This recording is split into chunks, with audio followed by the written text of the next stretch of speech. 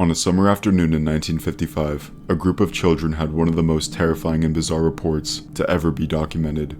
They claimed to have had encounters with flying objects and creatures capable of defying and reversing traditional physics that we know today.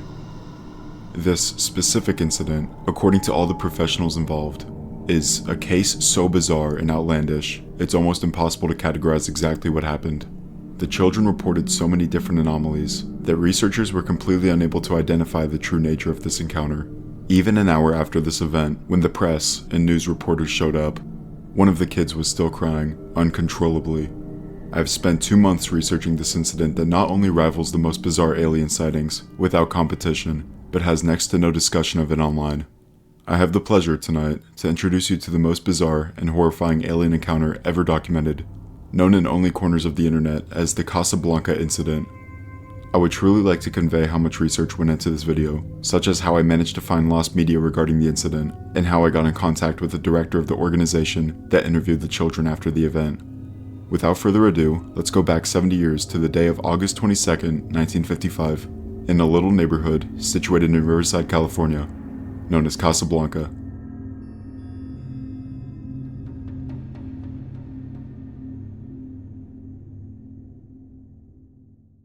The following report was pieced together from multiple sources online and is being told in the most cohesive way possible. Everything began sometime after 2 o'clock in the afternoon and continued on and off throughout the afternoon until nearly 5 o'clock. So far as known, there were no adult witnesses.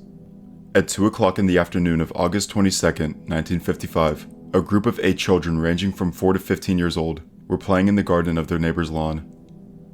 The residence the kids were playing at, owned by a Mr. and Mrs. Douglas, was also home to one of the 8 boys, named Kermit Douglas. Kermit was wrestling with another boy when they both noticed a large, translucent, dome-like object hovering in the sky above them. The 2 boys stopped wrestling, and when the other kids noticed what they were staring at, everyone stopped playing. However, as swiftly as this object appeared, it vanished into thin air. A moment later, another object appeared, and when it did, it emitted a quote, distinct musical ping. This new object was best described as your stereotypical flying saucer, but oddly hovering on its side, which, according to the children, also at times appeared to be spinning. It was also observed to have lines of light that emanated from the object, and were bent around the object in a clear contradiction of traditional physics that we know today. The kids were stunned, and already these events alone don't qualify as your typical UFO sighting. Suddenly, more colorful orbs and shapes began appearing all around the group, making high-pitched musical pinging sounds as they vanished and reappeared. The children described the objects as semi-transparent, and in their words were round like basketballs, consisting of various colors like red, blue, and orange, but predominantly silver. This display of colors and lights went on for some unknown duration, but it got even more concerning when one of the kids ran away in fear. Blanche Campbell, one of the girls in the group, ran back to her home to call her mother outside. When the mother stepped out, the orbs remained completely visible to the children, but could not be seen by the mother. She promptly blew off the child's claims and went back inside, and Blanche went back to the group. The various orbs were still very much visible to the group, and still making various musical pings. At this point, the kids then noticed one of the larger orbs descending onto a football field, about half a block away from where they were. One of the children later described the colossal orb as being, and I quote, about as large as 3 houses put together. The massive orb hovered roughly 3 feet above the field now, and the group decided to make their way toward it. That was until 2 of the boys' eyes shifted to something moving near the house that was next to the Douglas residence. Stunned, they all turned their heads and saw a translucent humanoid creature, roughly the size of a 4-year-old child, floating just off the ground on the property. The entity was roughly 3.5 feet in height, with a large red mouth and eyes, 4 round objects that sparkled like diamonds where its nose should have been, and was glaring back at the children. As if that wasn't weird enough, where its legs and feet ought to have been was just a tapering rounded nub, similar to how ghosts are depicted in cartoons now. They also noticed a belt around its waist that had a bright disc on it that shone like a bright mirror, too bright for the children to look at directly. At this point, the kids' mood shifted from amazement to utter terror. One of the residents on the street heard this cacophony and later described it to reporters as shouts, screams, and floods of tears. We have the name listed of this lady who claimed this, as her name was Mattie Johnson, according to the Riverside Press. One of the horrified kids nearly plowed over his mother as she sprinted outside to see what the panic was all about. More adults came out to see what was going on, but they couldn't see anything the children were claiming to see. Like before, the orbs and the creature were purely visible to the children, but invisible to bystanders. According to one of my sources, what happens next in the story is claimed to be when all hell breaks loose, which is almost funny because what the kids have seen so far is already nightmare fuel enough. One of the boys, Marvin Sims, claimed that the UFOs began to descend from the sky, appearing and disappearing at a rapid pace, stating that they sort of spiraled down, and when they took off, they disappeared with a whirling motion. One orb landed on a nearby rooftop while another knocked off a branch of a walnut tree. A third UFO flew past the group, which seemed to emit some kind of ray. This ray that was emitted from the object could have possibly been used to put the kids in a trance, which we'll touch on in a second. In the chaos, one 7-year-old looked back over at the football field and claimed in his own words it was the most beautiful thing he had ever seen. The rest of the group saw him go into a sort of trance-like state and began to walk towards the object. They then tried to stop him, and it took 2 of the older boys to trip and then tackle the boy before he could get too close. At the same time, one of the boys was startled to see a disembodied child-sized silver metallic arm floating in the air, beckoning him to come closer about 20 feet away. This floating arm appeared to be covered in some sort of riveted armor or protective shielding. Another boy, who according to the local newspapers is named Wayne Gardner, told reporters that he saw a quote, strange man wearing a funny costume in the field as well. This new figure, which unfortunately was not drawn, was gripping 2 gun-like devices, with which it temporarily paralyzed 2 of his friends. So far in the report, it seems there's no possible way this event could get weirder, right? It was then an opening appeared on the side of the massive craft in the field and out floated one of the strangest creatures ever reported to be seen in history. According to the eyewitnesses, it was also about 3.5 feet tall, with red eyes and a red mouth like the other hovering, ghost-like creature. It too had a rounded head and 4 diamond-like objects embedded on its face. Unlike the first creature, who was translucent, this being was solid and seemed to have an undulating, satiny white clothing to it. Its appendages consisted of 4 legs that ended in rounded nubs, and 2 arms that split at the elbow and branched out into 2 sets of forearms on each side. This creature's description is terrifying even by today's standards, so it almost adds a level of authenticity to the story. Because how can children, especially from the 50s, come up with a description like this? Another thing I'd like to point out is that a researcher named Gordon Creighton, who covered this story, compared the 4-armed creature to a cave painting in the Tassili Najar mountain range in the Sahara Desert. This specific cave painting, known as the Great God, is among some of the oldest cave paintings documented today. According to Wikipedia, which sometimes isn't reliable of course, the earliest pieces of art in this cave are theorized to be 12,000 years old. And from my own personal observations, this design bears a striking resemblance to some of the art in the Nazca lines. Kermit later stated that the creature was shadowy-like as well. One of the boys, Ronnie Strickland, claimed that the floating multi-limbed entity told him to climb up into a nearby tree, where it promised one of the orbs would pick Strickland up in 15 minutes time. He and another boy then proceeded to climb the tree in a trance-like state, seemingly hypnotized like the boy from earlier. The other children pleaded with them to come down, but the 2 sat firm in the tree, unmoving. The kids who were not hypnotized confirmed that another UFO approached 15 minutes later, right on cue. This new orb hovered towards the tree, described as a Saturn-shaped vehicle that had a stationary outer rim and a rotating central part that made a swishing sound. It was then a group of little men, which is all they're described as in the reports, were seen climbing out of the central part onto the rim in an attempt to reach Strickland and his friend.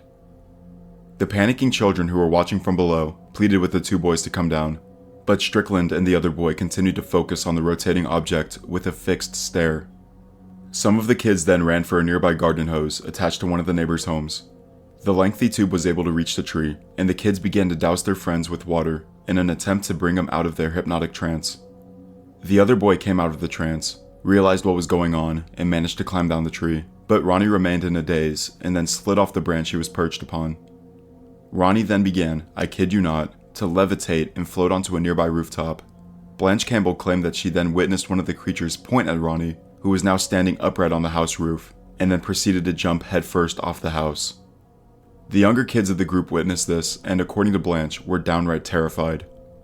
Although Ronnie landed on his head, he suffered no permanent injury from the long fall. Following this, the army of UFOs and humanoids abruptly disappeared, never to be seen again. When Ronnie came back to consciousness, he could recollect nothing of what happened to him and refused to believe that he had floated to the roof and stepped off on his own accord. There's one last thing that I found interesting, however, and I refrained from mentioning it until the whole incident was told. According to the same newspaper clipping I mentioned earlier, it states that the four-armed creature was holding 2 guns and a rifle. This piece of information proposes a new question. Were there 2 creatures in the field or only 1? It seems as though this newspaper is stating there was only 1 creature in the field, the four-armed creature who was now also carrying guns as well. I suppose it's something to make note of, but let's continue. The kids then told their parents what had happened, and one account claims that a parent actually watched Ronnie fall from the roof, leading said parent to call the police. According to the Riverside press, who showed up an hour after the incident, one of the younger kids was still crying, and no one was able to console him. This event was later publicized in the Riverside Daily Press newspaper on August 30th under the title, "Squadron of Flying Saucers Causes Neighborhood Riot." This newspaper clipping alone garnered enough attention in the surrounding areas where paranormal investigators caught wind and were extremely interested to hear the story for themselves. This is where a group known as the BSRA comes in. Investigators from the Borderland Sciences Research Associates, or BSRA for short, drove over from San Diego, where they are based, to Riverside. It was then they were let in by Mr. and Mrs. Douglas with welcome arms to interview the 8 witnesses. It's unknown exactly when they interviewed the children, but the earliest mention is reported in a November 1955 edition of the BSRA's journals. While they were interviewing each of the children and taking in their accounts, one of the investigators, Gene Rowland, was sketching out drawings of the creatures based on the descriptions told by the children. Make a mental note of the BSRA, as they are very important to this whole incident and will be a recurring factor in this whole investigation. The other 2 investigators were women named Winona Cromwell and Mary Starbuck. They were the ones who were taking in the children's official claims. After extensive questioning, they concluded their report, stating they felt more than certain the children were telling the truth. In my opinion, it's difficult to go against this part of the story, as a group of 8 kids cannot keep a collective story that aligns with each account told. If it was a collective lie, that means the children most likely spent hours going over the story with each other, which sounds unlikely as some of them were as young as 4 years old. Not to mention, even the agents from the BSRA were convinced by said children. Before we go into the observations regarding this specific case, it's interesting to note that just 12 hours prior to this was the Hopkinsville Goblin sighting on the late night of August 21st, 1955. This is one of the most well-documented and known alien reports in history, to the point that it inspired the Sableye Pokemon. Along with this is another report from Riverside, California just 3 years after, where 2 witnesses reported a tall, lanky humanoid late at night, and one hit it with a car. I don't think there's a correlation between these 3 events, but I figured I should mention it regardless. Back to this case now. I and a podcast that covered this incident named Dead Rabbit Radio noticed a truly horrifying aspect to the story. Seemingly every instance in this encounter was about dividing and conquering. To elaborate, it seems these creatures wanted the group separated or weakened so they could abduct any single one of them. For example, the humanoid with the belt distracting 7 of the kids while the 8th wandered towards the UFO in the field. A metallic floating arm later beckoning another child away from the rest. A strange man in the field temporarily paralyzing 2 of the 8 kids. And last, of course, the 4-armed creature hypnotizing 2 of them and puppeteering them to be vulnerable to abduction. What's even creepier is that these creatures aren't even seen by anyone else other than the kids. It's almost as if they are the equivalent of disgusting predators trying to lure away kids at a park, but hide when a parent is nearby. If it isn't interdimensional aliens or paranormal in nature, what is it? Could the children have made the whole thing up? Mass hysteria or even a group hallucination? Unfortunately, due to time and limited information, there is seemingly no way of telling at this point. There are some pieces of the story that do point to the idea that this story is fabricated.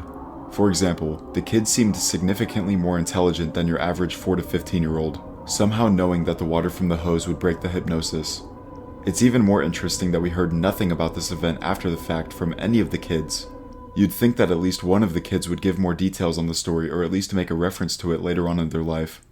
These aspects led me to believe that it was somehow a hoax, but I kept digging for more information. My attention turned to the association that interviewed the kids, the Borderland Sciences Research Association.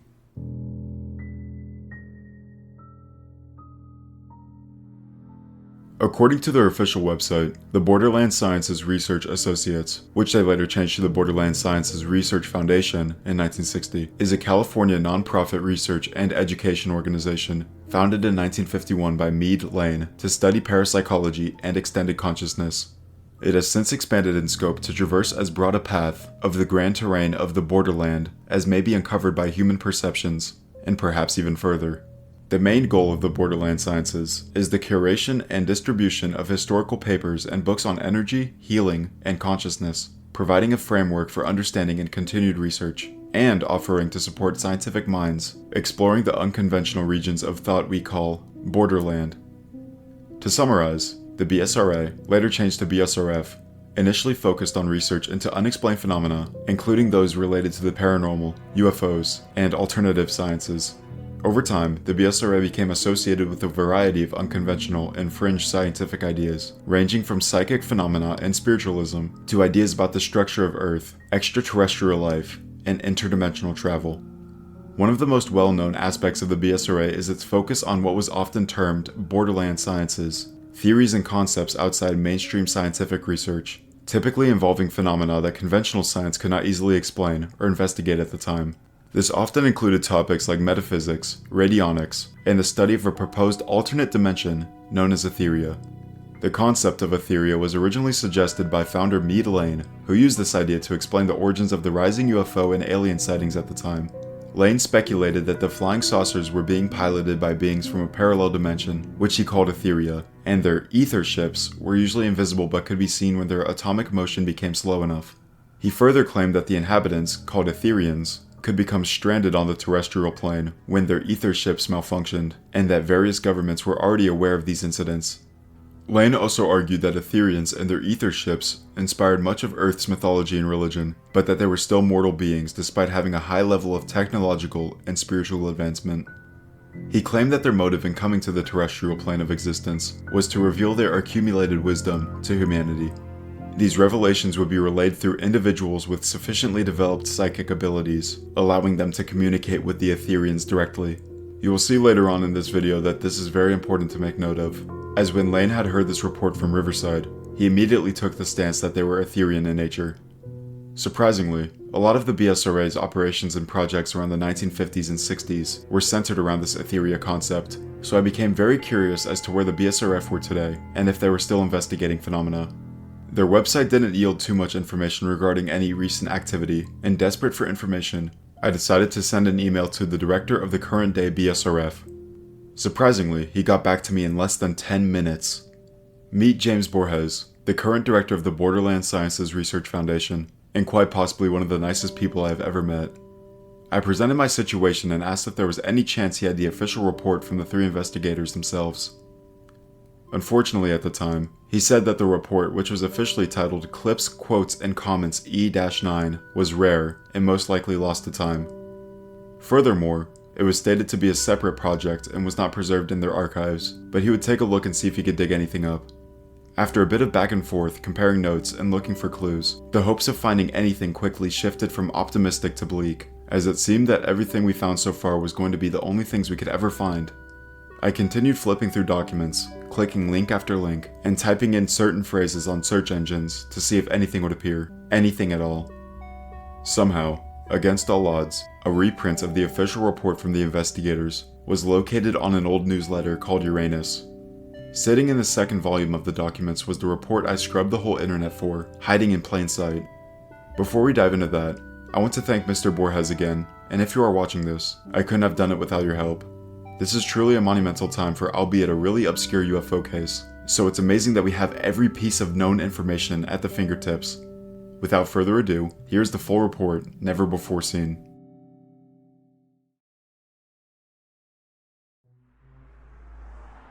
Clips, Quotes, and Comments BSRA, Children's Day at Casa Blanca, A Strange Story, Etheric Entities. An account of this singular affair appeared in the Riverside Enterprise on August 30th, 1955, and the incident occurred about 3:15 p.m. August 22nd. Whoever wishes to dismiss the whole affair as the group hysteria of frightened children has our generous permission to do so, but since everybody is not that, we'll carry on for a few paragraphs. First, a note from Associate Winona Cromwell of Hemet, California. This is to bring to your notice that 2 of our club members, Mrs. Jean Rowland, an artist, and Mrs. Mary Starbuck, a publicist, on reading the Enterprise account, drove over to the children's home and investigated. I vouch for their truthfulness and think Mrs. Rowland did a good job on drawing, while the children talked. Second, the informal report of Madame Rowland and Madame Starbuck as follows. We were very cordially received by Mr. and Mrs. Douglas, parents of Kermit, one of the boys sharing the experience. They invited us in, and we soon found ourselves surrounded by about 8 children, ranging in age from 4 to 15. The children were very eager to speak on what they had seen. However, we tried to keep them in order so we would have a complete idea of what happened. This is their story. As Kermit and another boy wrestled on one of their lawns, Sunday about 2 p.m., Kermit saw this object in the air above them. As they watched, it disappeared and number 2 appeared. Sometimes the disc would spin as it hovered. Then the lines radiating from it would trail behind as in illustration number 2. Soon more children saw them in various colors, but mostly silver. They were of semi-transparent quality and came and went continually. Each time they became visible or invisible, a high musical ping was heard. This went on for some time, but whenever a children went in to call his parents, the ships disappeared. I think at first the children enjoyed seeing them, but after a while they became frightened. Someone noticed the ship had landed in a vacant field about half a block away. It was very beautiful and colorful. Then 2 of the boys became conscious of something by the house next door. As they looked more carefully, they saw the being in illustration 5. He was transparent and they could see the wall right through him. The round disc on his belt shone bright as a mirror and kept shining in their eyes. They also spoke of bright objects on the ship illustration 3 that seemed to send out a ray. The 4 round objects on the entity's face sparkled like diamonds, the children stated. It did not stand on the ground but hovered above it. The little boy of 7 started walking towards the ship, declaring it was the most beautiful thing he had ever seen. It took 2 much older and larger boys to stop him, and then they had to trip him to do it. Another boy saw an arm suspended in air about 20 feet away. It was beckoning to him as in illustration 7. These beings were about the same height as a 4-year-old, and the arm was the size of a child's. The figure in illustration 6 appeared to a boy and spoke to him. It seems to have more of a solid appearance than the others, with clothing that looked like satin. This being told the boy to climb a nearby tree and they would pick him up in 15 minutes. So he and another boy climbed the tree and waited. The other children pleaded with him but they sat firm. Finally, the others turned the garden hose on them, which caused them to come down in a hurry. I neglected to mention that after the craft appeared, one boy climbed up on a roof to see if one had landed there. He started to climb back down the tree that he had come up on, but instead turned around it and walked right off the edge of the roof. The other children watched him land on his head, but apparently it didn't hurt him. He had no recollection of falling, and wouldn't believe them when they said he had. After the 2 boys were washed out of the tree, a craft came over and circled around, then disappeared. That was the last they saw of them, but it'll be a long time before they forget them. I'm sure the children were telling the truth because they had been and still are very frightened. Note by Mead Lane. I would like to draw attention to the fact that some of these visiting entities seem to have a power of levitation, not only of their own bodies and terrestrial objects, but of human beings as well. In the dubious Oliver Lurch case from 1889, in many mysterious disappearances, in takings of all kinds of objects and of animals, how is the operation effected? Persons and objects are not picked up easily and lightly from earth to air, from the seen to the invisible, and by any handy mechanism known to us. This small boy, granted the facts, was led off the roof edge, floated down easily and without harm, and was not even aware of what was happening by beings some of whom were visible, some translucent or transparent, and in perfect control of the law of gravity. And I think this science and art was known to the ancients, and was derived from all the Etherian colonizers of this planet. And if so, the buildings of pyramids and other vast structures, in all parts of the world, was a comparatively simple matter. Perhaps some of this knowledge can be recovered, and the incredible become the commonplace in the brave new world. I am fully aware that no one in his senses is going to build a metaphysical system on the tales of a dozen frightened children and nothing else. But everywhere, in the borderland regions of human experience, it is cumulative data, which must be reckoned with, and this is insistent, complex, and worldwide time-wide or time-long. In all the reported extravagances of the UFO incursion, there was nothing impossible or wholly new to the informed occultist and metaphysician. The only working theories I have for this is either this was all made up somehow, or something did occur but was dramatized by the BSRA. This brings me back to Mead Lane. He made a personal note himself in the report stating that he believes these creatures and objects were Etherian in nature. It almost sounds too good to be true in a way. Trans-dimensional anomalies only spotted once, with no proof to it. Then go and blame it on the works of the mysterious etheria that he was peddling at the time. What could have happened here is that there was no incident at all, and he hoaxed it in hopes to gain followers of the concept of etheria. Either that, or an incident really did happen with the kids in Casa Blanca, but the interviewers and Lane overly exaggerated it. If this was a real incident and the BSRA were telling the truth, however, ufologist Ted Blocher stated it best in his 1978 report titled Close Encounter at Kelly and Others of 1955. This extraordinary incident, manifestation may be a better word, lacks sufficient information to come to any final conclusions. Even so, available data are sufficient to conclude that something bizarre and inexplicable occurred that afternoon at Casa Blanca, that the children alone were able to perceive it, and that whatever it was, it appears to be directly related to an area of UFO phenomena, suggestive of certain types of parapsychological experiences. Thank you all for watching.